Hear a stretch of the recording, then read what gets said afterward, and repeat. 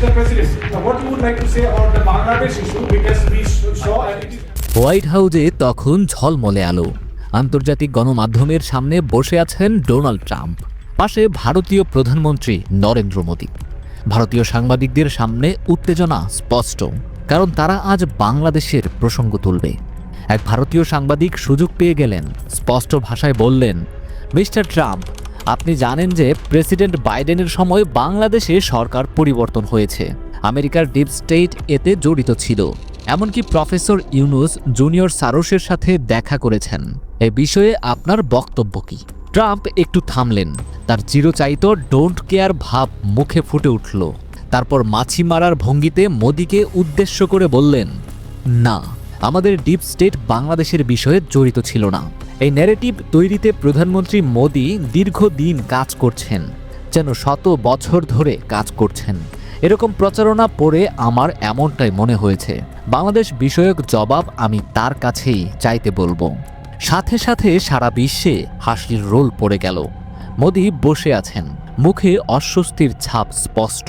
আন্তর্জাতিক গণমাধ্যমের ক্যামেরা তখন মোদির মুখের প্রতিটি ভঙ্গি ধরে রাখছে। বিশ্লেষকরা বলছেন, ভারতীয় সাংবাদিকদের এই প্রশ্ন ছিল একেবারে পরিকল্পিত। ভারতের গোয়েন্দা সংস্থাগুলো দীর্ঘদিন ধরে বাংলাদেশের অভ্যন্তরীণ রাজনীতিতে প্রভাব বিস্তারের চেষ্টা চালিয়ে আসছে। মোদি প্রশাসন চেয়েছিল ট্রাম্প হয়তো বাংলাদেশ ইস্যুতে ভারতের পক্ষে কিছু বলবেন, কিন্তু হলো ঠিক তার উল্টো। ট্রাম্প সরাসরি প্রফেসর ইউনুস প্রসঙ্গ এড়িয়ে গেলেন এবং বাংলাদেশ ইস্যুতে মোদিকে ট্রল করলেন। ট্রাম্পের ব্যঙ্গাত্মক সুর এবং শত শত বছর ধরে মোদি কাজ করছেন বলা আসলে একটা স্পষ্ট কটাক্ষ। অর্থাৎ ট্রাম্প পরিষ্কার বুঝিয়ে দিলেন, বাংলাদেশ ইস্যুতে আমেরিকা ভারতের কোনো গেম প্ল্যান মানতে রাজি নয়। আওয়ামী লীগের অনেকে ভাবছিল, যদি ট্রাম্প ক্ষমতায় আসেন তবে তাদের জন্য ভালো হবে, কিন্তু এই ঘটনায় দেখিয়ে দিল বাস্তবতা অন্যরকম। ট্রাম্পের বক্তব্যের পর বাংলাদেশের ভেতরে ভারতের প্রভাব খাটানোর প্রচেষ্টা আরও প্রশ্নের মুখে পড়বে। মোদির জন্য এটি ছিল একটি বড় ধাক্কা, কারণ তিনি এতদিন ধরে আন্তর্জাতিক মহলে বাংলাদেশ নিয়ে ভারতের প্রভাব দেখানোর চেষ্টা করছিলেন, কিন্তু ট্রাম্পের এই কথাতেই সেই প্রচেষ্টা ধূলিসাৎ হয়ে গেল। ট্রাম্পের এই কটাক্ষ শুধু হাসির খোরাকি নয়, এটি ভারতের জন্য কূটনৈতিক পরাজয়। আন্তর্জাতিক রাজনীতিতে এটা স্পষ্ট হয়ে গেল যে বাংলাদেশ ইস্যুতে আমেরিকা ভারতকে প্রাধান্য দেবে না।